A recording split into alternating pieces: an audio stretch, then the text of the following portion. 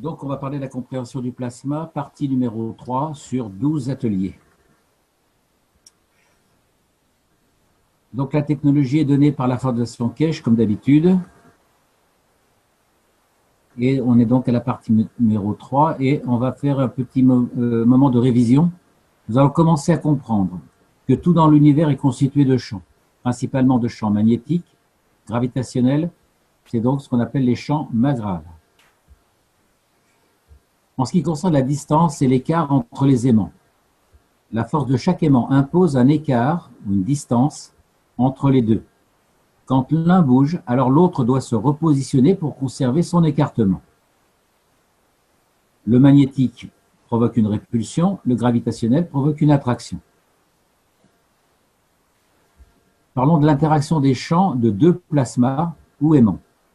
Les champs existants d'un plasma interagissent et entrent par le bas de l'autre plasma. La flèche rouge, on l'a vu la dernière fois, va rentrer par le bas du deuxième plasma.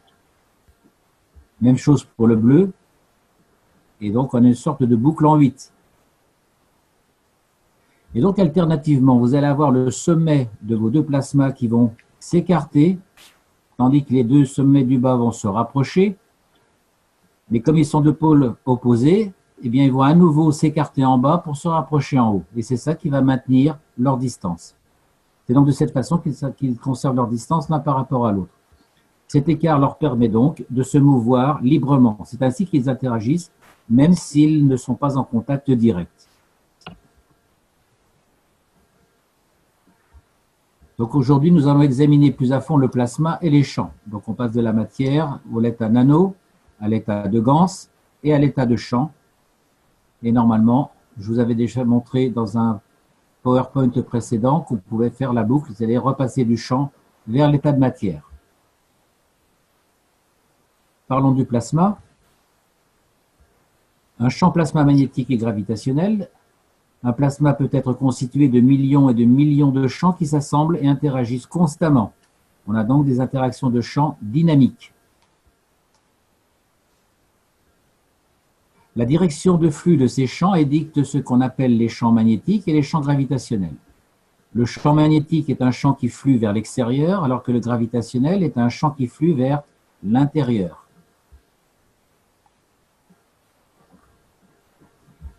En ce qui concerne le magnétique, l'interaction de différentes forces de champs magnétiques créant le germe plasma ou le champ fluant vers le dehors est nommé champ magnétique. En ce qui concerne le gravitationnel, c'est une interaction de différentes forces de champs magnétiques créant le germe plasma initial ou le champ fluant vers le dedans. Il est donc nommé champ gravitationnel.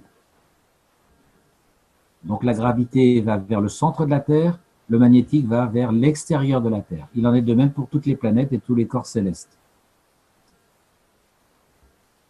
Les champs ressortent constamment librement, ce qui n'est pas utilisé dans l'environnement revient vers le centre. C'est le principe de donner et recevoir inconditionnellement.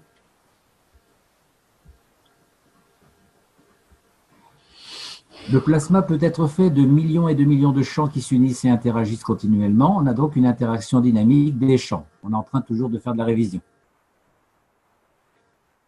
Un atome est un espace de vide. Je pense que tout le monde le sait. Si on représente un neutron par une balle de golf, les électrons seraient éloignés de 1 km. C'est donc la proportion entre un neutron et un électron. Maintenant, qu'y a-t-il dans cet espace? Qu'est-ce qui les fait bouger? Et qu'est-ce qui fait qu'ils restent à distance les uns des autres? Cet espace vide est en fait rempli de champs magnétiques.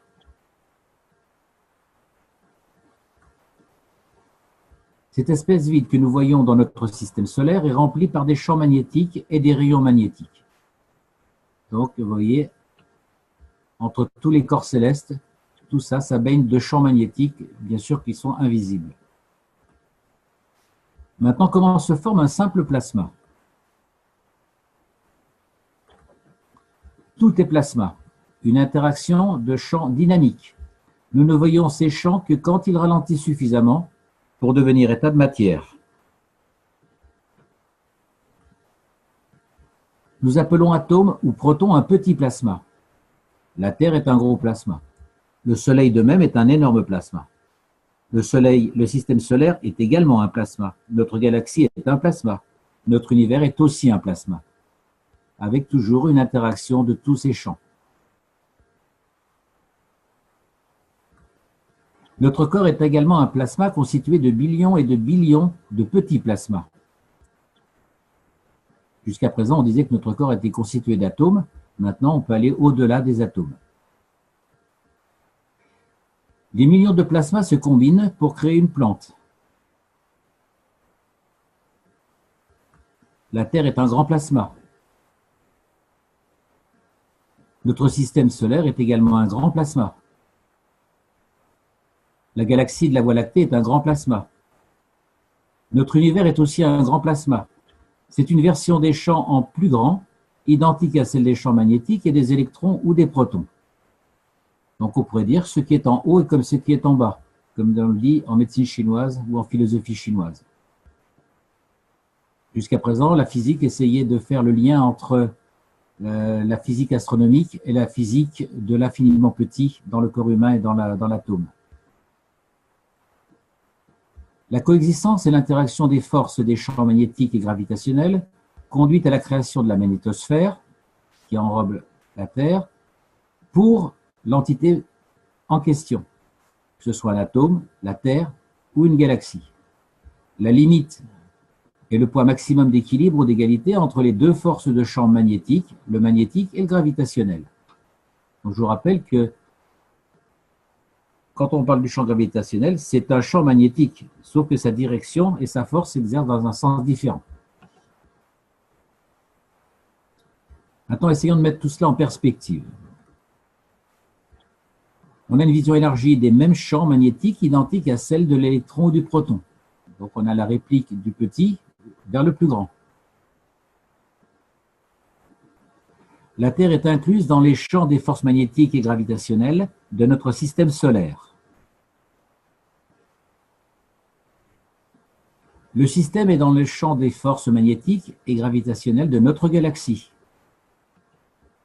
Donc on a un peu comme un système de poupée russe où tout est inclus à l'intérieur d'un système plus grand. On a donc une version élargie des mêmes champs de différentes forces que celle du plasma, de l'électron ou du proton.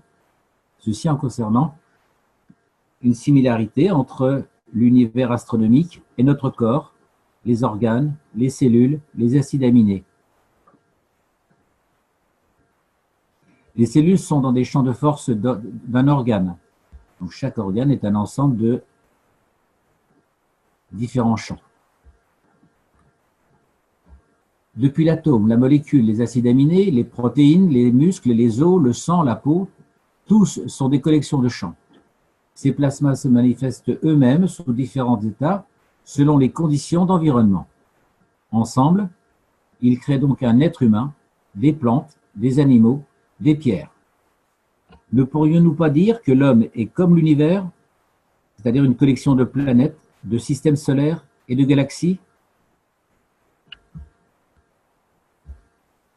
La gravité, c'est la mesure de l'interaction et attraction d'au moins deux systèmes de rayons magnétiques ou champs magnétiques de deux ou plusieurs entités qui conservent entre elles leur force et position en tout point.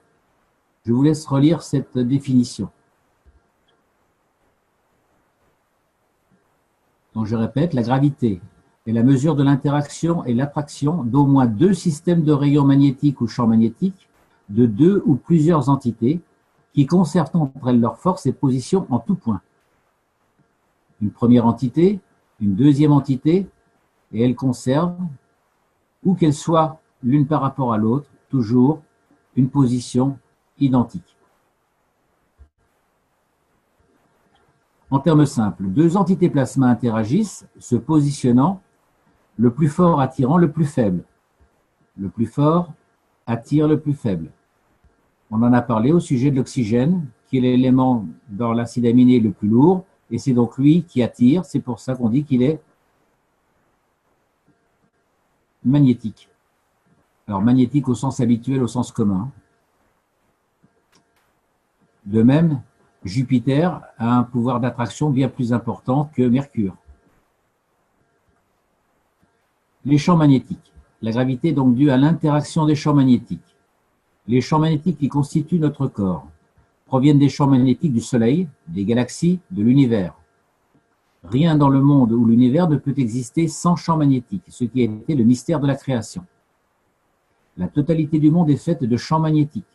La totalité de l'univers est construite sur l'interaction des champs magnétiques. Ces champs sont constamment en mouvement, allant d'un endroit à un autre, selon leur force et selon leur position. Ceci est vraiment très important. On est vraiment, avec les champs maggraves, on est dans un système dynamique. Les champs bougent constamment, bien qu'ils gardent une certaine distance les uns par rapport aux autres. Quand ces champs ralentissent suffisamment, ils deviennent alors de la matière. Ce n'est pas une nouvelle science dont on parle, mais une compréhension plus avancée de l'interaction des champs. Donc, M. Kay, je dis qu'on est parti de la biologie, de la chimie, vers la physique, ou à l'état de matière, avec le tableau des éléments atomiques, et maintenant on va au-delà de la matière avec les champs. Voyons maintenant l'aspect des champs et l'expérimentation à faire chez soi. On peut prendre des bracelets remplis d'eau, avec 1 mm de ganse de CO2 en suspension, au-dessus d'un bol, dans un réfrigérateur. Bol rempli d'eau, bien sûr.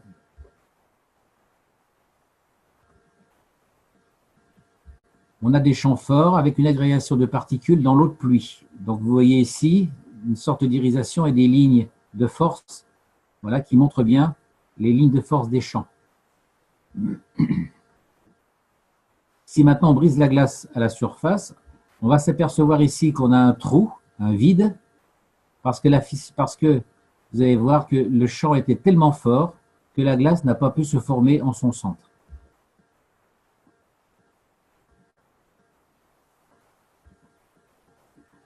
Donc les forces du champ dans l'eau sont tellement puissantes, effectivement, que la glace n'a pas terminé son processus de consolidation. Vous rappelez-vous que la glace se réfrigère de l'extérieur vers l'intérieur. Et donc la force des champs interfère avec le processus normal de réfrigération ou de congélation. En résumé, un plasma peut être constitué de millions et de millions de champs qui s'assemblent et interagissent continuellement ensemble. Depuis les cellules du corps jusqu'aux galaxies dans notre univers, tout est plasma et opère de la même façon. L'univers entier est constitué par l'interaction de ces champs. Ceux-ci sont constamment en mouvement allant d'un lieu à un autre selon leur force et selon leur position.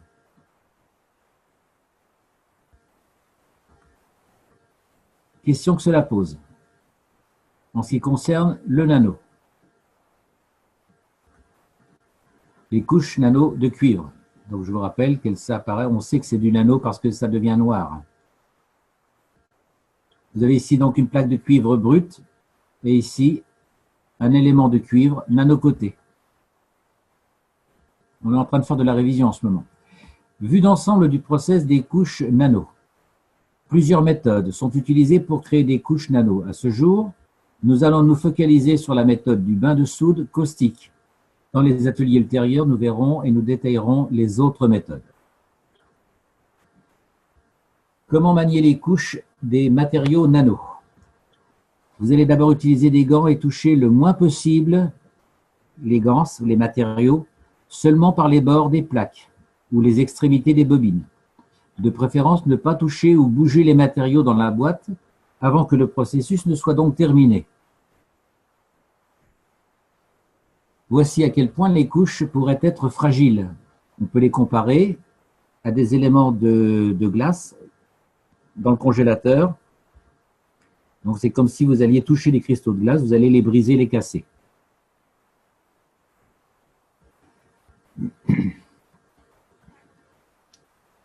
Passons à la liste du matériel nécessaire pour la réalisation. Vous allez avoir besoin de gants qui doivent résister à des attaques chimiques, puisqu'on va utiliser la soude caustique et du KOH, de l'hydroxyde de potassium. Vous allez avoir besoin de lunettes de sécurité, une boîte en plastique avec son couvercle, de la soude caustique NaOH, de l'hydroxyde de sodium, NaOH, hydroxyde de sodium, de l'hydroxyde de potassium, KOH, du grillage à poules avec une cisaille à métaux, des plaques de cuivre ou des bobines torsadées avec un gobelet mesureur. En ce qui concerne la sécurité et la protection personnelle, vous devez toujours utiliser des gants chimiquement résistants, des lunettes de sécurité.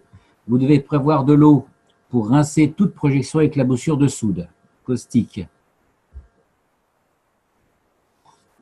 En ce qui concerne la préparation du matériel, vous allez donc réaliser une base en grillage à poules, dans votre boîte de plastique. Le voici. Alors là, ici, on a des mailles de grillage qui font 1 cm. Il existe du grillage avec des mailles beaucoup plus fines encore. À vous de voir ce que vous trouvez. Donc, vous allez prendre votre grillage et votre cisaille et découper à la dimension de votre boîte. Premier temps. Ensuite, vous allez recourber les bords et réaliser des bordures de 2 cm. Donc, vous allez plier votre grillage, voilà, sur 2 mailles. Vous répétez ce processus sur chacun des 4 bords. Et votre grillage maintenant s'insérer maintenant dans le fond de votre conteneur. Le voici donc.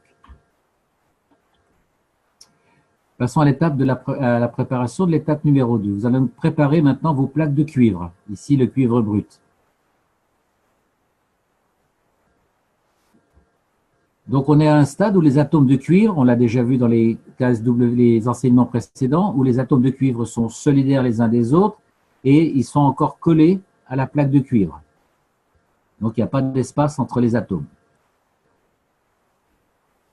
Vous allez maintenant percer 2 petits trous dans le haut de votre plaque, ici et ici, de 2 à 3 mm de diamètre. Et ces trous serviront à suspendre vos plaques durant le processus de nanocoating, aussi bien que dans celui de la production des gants. Vous devez faire ces trous pendant que les plaques sont encore vierges, bien sûr. On peut aussi découper des petits bords en crochet sur les plaques pour pouvoir les suspendre. Là, ici, voilà, on a découpé la plaque pour fabriquer des petits crochets de façon à les suspendre. Personnellement, je préfère les crochets parce que le matériel est plus stable quand on les met dans les bacs plutôt qu'avec les fils. C'est pas évident toujours à les installer. Maintenant, vous allez nettoyer le cuivre de toute trace d'oxydation, de gras, d'empreintes de doigts. Donc là, ici, on utilise une paille de fer, on frotte, bien sûr.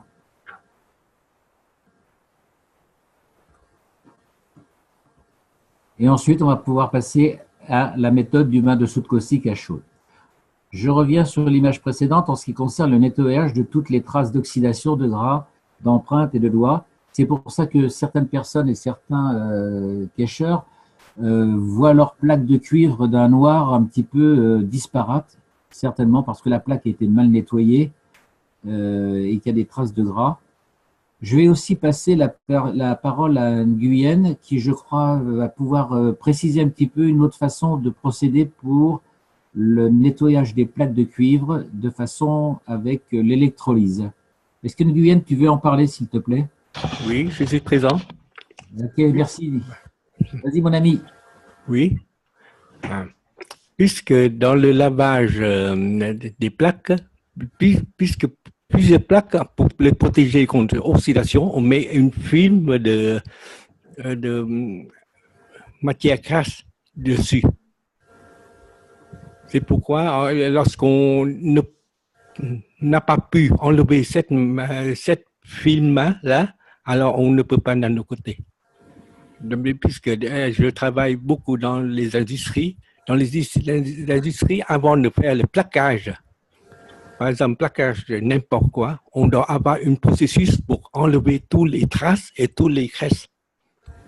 Alors, cette façon-là, c'est très facile. Vous n'avez qu'à mettre puisque nous utilisons quelque chose que nous utilisons souvent, c'est le vinaigre et du sel. C'est tout. Si vous mettez du vinaigre et du sel et vous mettez une tige de carbone dans le positif et le plaque à laver dans le négatif, alors il enlève toutes les saletés dans la plaque. C'est la façon la plus facile. En plus, il y a des choses, que, par exemple, des points oxydés parfois on met dans il y a des espaces qui sont oxydés, on doit enlever avec le fil de l'acier ou avec l'émeri, suivant chacun. Si il est trop profond, on doit enlever avec ou avec une brosse d'acier. Alors, à toi à faire la suite. D'accord, merci Nguyen. Voilà, donc on va passer au bain de soude caustique chaude. Donc toujours utiliser des gants et des lunettes de protection, soyez prudents. Vous allez donc prendre les proportions de 40 grammes de soude caustique NaOH. Je vous rappelle que NaOH, ça s'écrit N petit a, O majuscule et H majuscule, pour la rigueur en chimie. Vous allez prendre 10 grammes de KOH, c'est-à-dire de l'hydroxyde de potassium, pour 1 litre d'eau. Vous allez répandre uniformément ce mélange de soude caustique et d'hydroxyde de potassium sur l'ensemble du fond du conteneur.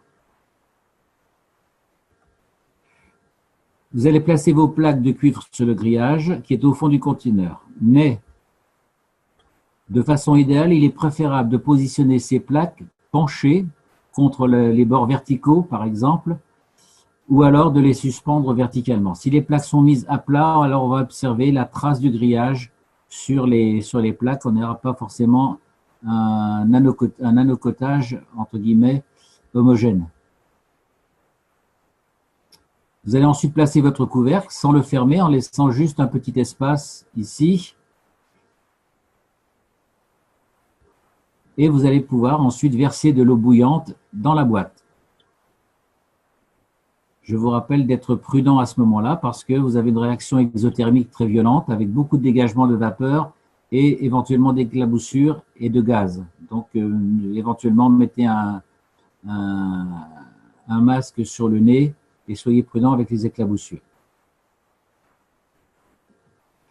Vous allez verser suffisamment d'eau chaude pour recouvrir vos plaques complètement et vous refermez ensuite immédiatement le couvercle sur la boîte et vous placez une bouilloire dessus pour vous assurer que la vapeur ne va pas s'échapper de la boîte. Donc, dès que vous avez rempli, vous avez versé votre eau, refermez immédiatement puisque vous allez avoir beaucoup de vapeur et cette vapeur, cette humidité qui va faire cette première étape de nanocotage. Je vous rappelle qu'au cours de cette étape, vous n'avez pas encore le nano. Le nano viendra qu'après. Vous allez laisser cette boîte, respectez bien à partir de maintenant tout ce qui va suivre. Vous allez laisser votre boîte 48 heures. Vous n'ouvrez pas le couvercle durant ce temps. Et vous êtes en train de créer à ce moment-là un environnement de soude caustique et potassique autour du cuivre. Donc on est en train de ce qu'on appelle créer une condition.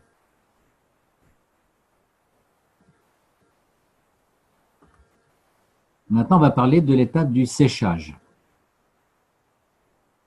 ce qui est l'étape la plus importante. Vous allez maintenir les plaques et vous allez vider la soude caustique de votre boîte et vous allez garder juste un tout petit fond de mélange liquide. Si vous avez plusieurs plaques dans votre boîte, vous allez retirer la soude caustique avec une seringue. Parce que si vous pouvez, alors vous pouvez basculer votre conteneur, mais vous risquez de faire bouger vos plaques les unes contre les autres. Donc, de façon à ne pas déranger vos matériaux, l'idéal, c'est de prendre une grosse seringue et d'aspirer et de la rejeter. Hein, vous ne devez pas bricoler et perturber les plaques pour ne pas les endommager et endommager les couches nano au cours de leur formation, un petit peu comme les cristaux de glace tout à l'heure. Vous allez donc laisser une petite quantité de liquide dans le fond.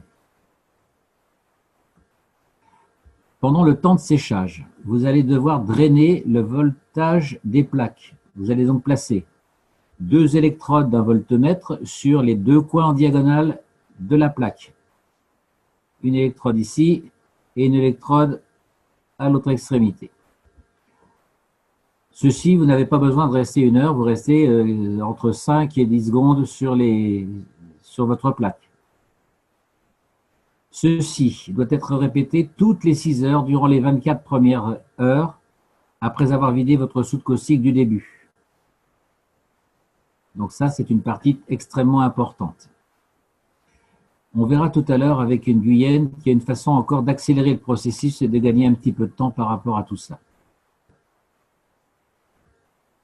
Vous allez donc constater avec votre voltmètre que les chiffres passent dans tous les sens. Ils montent, ils descendent. On a l'impression que le voltmètre s'affole. Ceci est un phénomène normal et on n'en tient absolument pas compte. On ne tient pas compte des chiffres affichés. Donc ça dure juste quelques secondes. L'essentiel était de faire passer un courant dans la plaque de façon à aligner les particules nano, comme on l'a vu au cours des cours précédents. Dans le cas du nanocoating, de fil ou de bobine, vous allez donc appliquer non pas les pointes sur la bobine, mais aux deux extrémités des fils.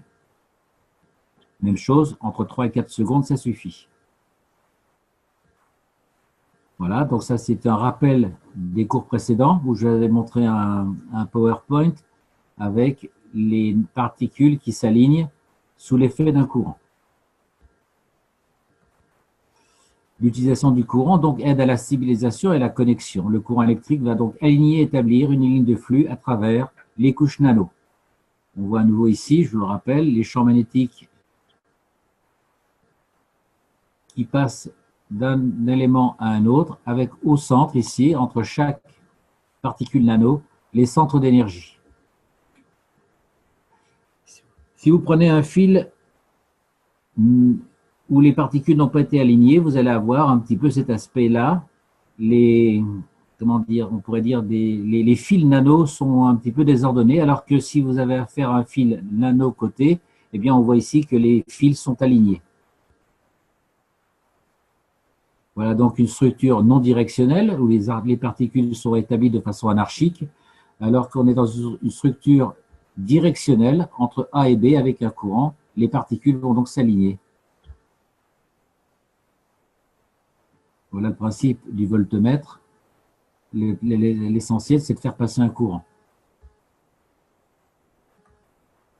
Une fois que vous avez drainé, vous allez refermer le couvercle immédiatement. Nous drainons pour polariser la surface et dicter une direction dans la formation des nanostructures. Vous allez garder le couvercle fermé au minimum 2 semaines, voire 1 mois. Je vais passer la parole à Anne Guyenne, qui va vous parler un petit peu d'une façon accélérée pour procéder au séchage du nano. Séchage, lui va dire déshydratation, mais en fait c'est le même principe, c'est la même chose. Hein. À toi, Anne Guyenne, si tu veux bien, merci. Oui, merci. Est-ce que je peux partager l'écran? Bien sûr.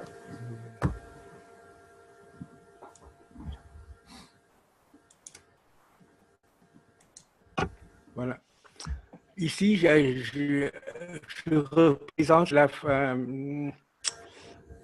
tous les principes pour nanocoating. Puisque, vous voyez, on met le nanocoating pendant 30 jours au moins, et on met de l'eau, de 1 litre d'eau, suivant la capacité du récipient, 1 litre ou 2 litres, et dans le soude caustique et KOH. Et maintenant, si je présente celui-ci, je sectionne cette partie-là et je sectionne à la fin. Donc, pendant ce temps-là, on laisse le récipient pour le nanocoating tranquille pendant un long temps. C'est ainsi, si je sectionne, j'avais ces 2 parties-là, le rouge et le rouge ici. Alors, maintenant, puisque si je verse de l'eau 1 litre dans un récipient, dans 2 heures ou 4 heures, il va être refroidi. C'est tout. C'est-à-dire, le nanocoating à chaud, c'est prendre le temps de 2 à 4 heures, pas plus. Et après ça, lorsque l'eau est refroidie, c'est le nanocoating à froid. C'est toutes les sections restantes, c'est à froid. Mais à la fin, qu'est-ce qu'on doit? Je mets le mot stabilisation, c'est le mot que j'invente, mais on prend n'importe quel mot comme on veut. Ici, puisque j'essaie de, Allô? Đợi tí anh đang nói chuyện nha. Puisque dans la stabilisation, j'ai 3 épisodes. à faire. Puisque après le nano-coating, le nano, la surface du nano est très fragile. Est très, très fragile. Alors, on doit stabiliser en faisant qu'il soit durci et après ce processus-là, d'abord, on doit polariser. Polariser, ça veut dire on joue avec le VTM plusieurs fois à 6 heures de décalage pendant un certain temps. Après, on ouvre peu à peu le couvercle au soleil. J'appelle ça la déshydratation, puisque pendant tout le processus, on met dans un milieu hermétique, humide et avec le KOH et NaOH et KOH. C'est pourquoi on doit hydrater. Déshydrater, c'est enlever l'eau dans le nano. Après ça, mais n'oublie pas de mettre au soleil, puisque si vous mettez au soleil, c'est le rayon soleil qui rend le fil nano-coté ou la plaque nano-coté devient chaud et il fait sortir de l'eau. Si vous mettez à l'ombre, vous ne pouvez pas faire la déshydratation. Il faut mettre au soleil. Troisièmement, lorsqu'il est hydraté, vous devez fortifier. Et ça veut dire, vous ouvrez entièrement le couvercle pour avoir l'ambiance et sous le soleil, pour que le nano se contracte et se tient entre eux plus fort. Tout ce temps-là, j'appelle stabilisation, puisque avant ça, il n'est pas, non pas stable, mais ils sont trop fragiles. Maintenant, j'ai stabilisé, je le rends plus fort. Pendant ce temps-là, vous voyez, si vous voyez le temps pour nano-coating à chaud, après nano-coating à froid, en ces deux moments-là, vous n'avez fait que nano-coating à chaud à un certain moment seulement. Alors, puisque j'ai présenté ça, on m'a dit que juste maintenant, M. Kesh ne donne pas sur le nano-coating à froid. Il n'enseigne pas sur le nano-coating à froid. Il prend cette méthode-là comme conventionnelle. Mais si vous regardez bien toute cette partie-là pendant 30 jours, vous voyez que si on fait augmenter le temps de chauffage, alors vous pouvez voir que le nano-coating va croître. Ici, je paye comme les couches. Ici, les couches de nano-coating vont croître avec le temps dans le chaleur. Sinon, vous devez croître l'épaisseur de nano avec le temps. Voilà. Tout ce que j'ai fait ici, c'est faire une présentation. Mais je ne dis pas que il faut mettre cette façon à la vigueur. Mais je suggère, alors j'essaie de présenter, si on fait le nano-coating plus long, on aura plus de couches, ou bien, par exemple, pendant que je présente ça avec les réacteurs, le couple de réacteurs, il m'a dit que ce temps doit être plus long. Alors, suivant le principe, on peut allonger. Mais on coupe les temps inutiles. Ici, c'est d'après. Maintenant, je vous montre cette façon-là. C'est à vous de commencer à faire et de donner des résultats. Combien de temps pour le chauffage à chaud? Combien de temps pour ce temps-là? Et combien de temps tout ça? Ici, je donne une vue globale. C'est à vous de déterminer. Moi, je ne dis pas que ceci est bon ou le meilleur, mais la façon le principe, c'est ainsi qu'on fera. Et on va essayer de, par exemple, après, puisque j'ai présenté ça 2 semaines avant, alors, Kashi, il a dit que si on met à chaud, on va mettre dans les lampes autour et le bac au milieu et on met des lampes autour. Alors, il a écouté ça, il commence à faire. Alors, il laisse le temps pour qu'il finisse. Et en plus, pour faire ça, il faut avoir du temps. Alors, maintenant, c'est à vous de faire, pas à moi, puisque je dis ici, c'est le principe seulement. C'est le principe que j'ai vu et que je essaie de vous expliquer. Merci beaucoup. Merci Nguyen. Donc, pour résumer, on va donc utiliser la période. J'ai repartagé mon écran.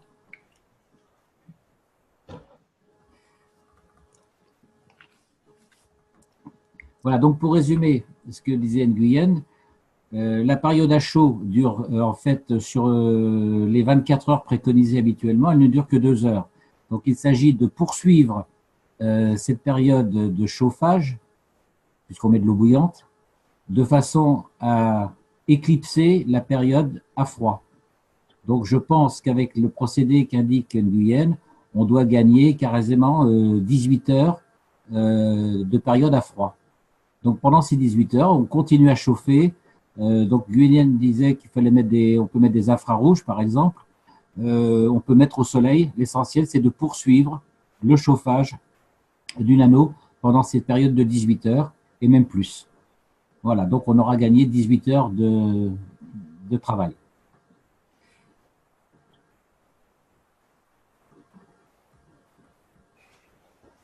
Donc, au bout de 2 semaines, idéalement, c'est 2 mois. Donc, je répète, on peut certainement écourter encore cette période avec le procédé qu'indique Nguyen, l'essentiel de maintenir un état de chaleur pendant tout le processus. On peut donc ouvrir le conteneur avec une très légère ouverture. Donc, on commence la période de séchage, de déshydratation. La transition depuis l'environnement caustique vers l'air doit être absolument graduelle. Ça, c'est très important. Vous allez donc laisser la boîte pendant 2 à 3 jours avant de retirer les plaques. Au bout de cette période de 2 semaines ou de 2 mois. Il y a un micro qui fonctionne en arrière-plan. Merci. Alors, si on parle maintenant de la matière vers l'état de nano, c'est donc un rappel, les atomes sont donc serrés les uns contre les autres, et donc si vous appliquez de la chaleur ou du courant dessus, ils vont se séparer et apparaîtront alors séparés comme ceci. Le cuivre va donc apparaître noir, ça c'est un élément essentiel, et c'est vraiment un noir ébène. Au moins 30 000 couches de ces petites billes, les unes sur les autres, les unes par-dessus les autres. Une autre image de rappel, les couches nano sont séparées, alors que dans l'état de matière, elles sont les unes sur les autres. Ce qui est important, c'est qu'on est, avec les couches nano, dans un état supraconducteur, c'est-à-dire que la vitesse du courant dépasse la vitesse de la lumière. Je vous rappelle que la vitesse de la lumière, c'est 299 000 km/s, alors qu'en fait, c'est C à la puissance 7. Et la formule, je ne l'ai pas complète en tête, hein. Mais la vitesse de la lumière est au-delà de 299 000 km/s. C'est une vitesse où on obtient des effets instantanés. On a donc affaire à un super isolant et non plus un super conducteur. Au cours de l'élaboration des couches nano, vous laissez toujours vos bobines suspendues, ne les mettez jamais à plat. Parce que vous allez avoir l'effet du poids de la bobine et le fait de poids des bobines va donc casser les ponts de nanocotage. De même au cours du stockage, laissez-les suspendus, vous les laissez à plat, en résultera un endommagement des couches nano de par le poids des bobines. Maintenant, on va passer au processus du lavage. Prenez les plaques avec précaution par les angles et rincez-les avec de l'eau distillée. Donc, vous ne prenez pas vos plaques avec les doigts sur la plaque. On s'est donné de la peine pour les nettoyer. Donc là, pour l'instant, ne détériorez toujours pas les couches nano. S'il vous plaît, rincez bien la soude caustique avant d'utiliser les plaques pour faire de vos productions de ganses. Donc, à la limite, vous pouvez les laisser tremper 1 à 2 heures carrément pour vraiment bien retirer toute la soude caustique. Je vous signale que moi, au cours de mon bac, j'ai ingéré une pipette d'acide caustique et je suis toujours vivant. Mais ce n'est pas une raison pour le faire.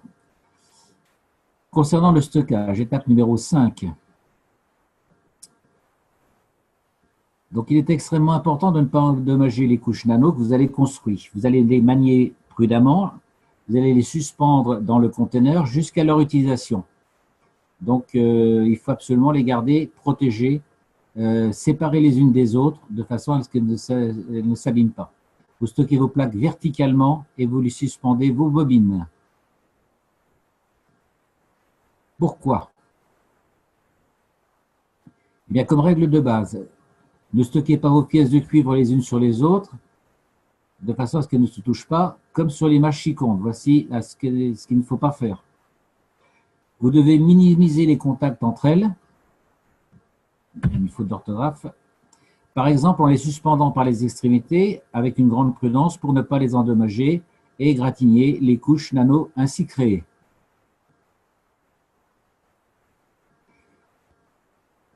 Donc, s'il vous plaît, vous pouvez aller sur la chaîne de l'Institut spatial de la Fondation en allant sur la playlist avec les vidéos d'instruction et visionner la vidéo avec le lien ici suivant.